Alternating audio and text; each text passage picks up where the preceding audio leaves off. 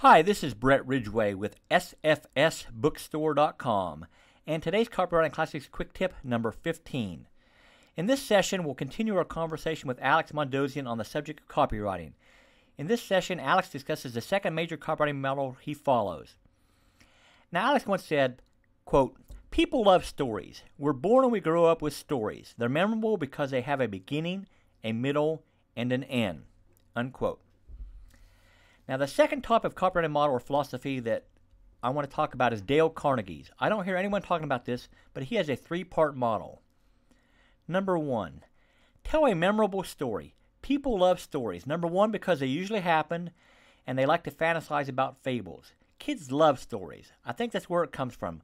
Once upon a time, we're born and we grow up with stories. They're memorable because they have a beginning, a middle, and an end, a tip and a tail. It's easy to repeat a story, and I think it's memory that makes stories so powerful. So give a memorable story. And Carnegie says the second step is give the call to action. Give the call to action after telling a story.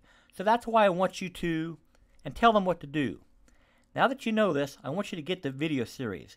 Now that you've heard the story, I want you to go out and get this mining equipment. Now that you've heard this story, I want you to get this copywriting book. Okay? And then what Carnegie does, the third step, is give the benefits that they will gain by taking that action. Now, on the surface, that would appear to be backwards to a lot of people.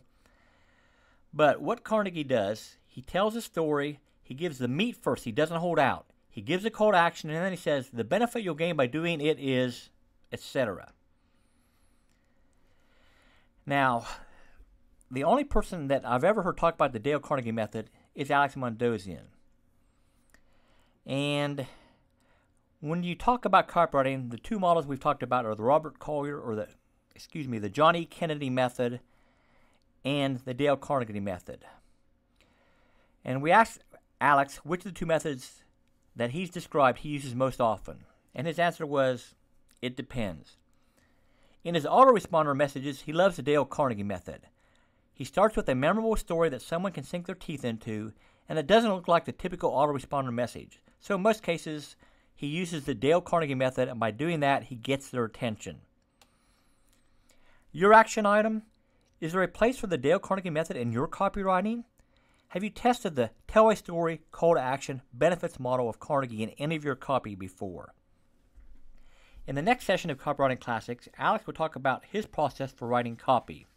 In the meantime, for great resources on copywriting, advertising, and marketing, please visit www.sfsbookstore.com. Thank you.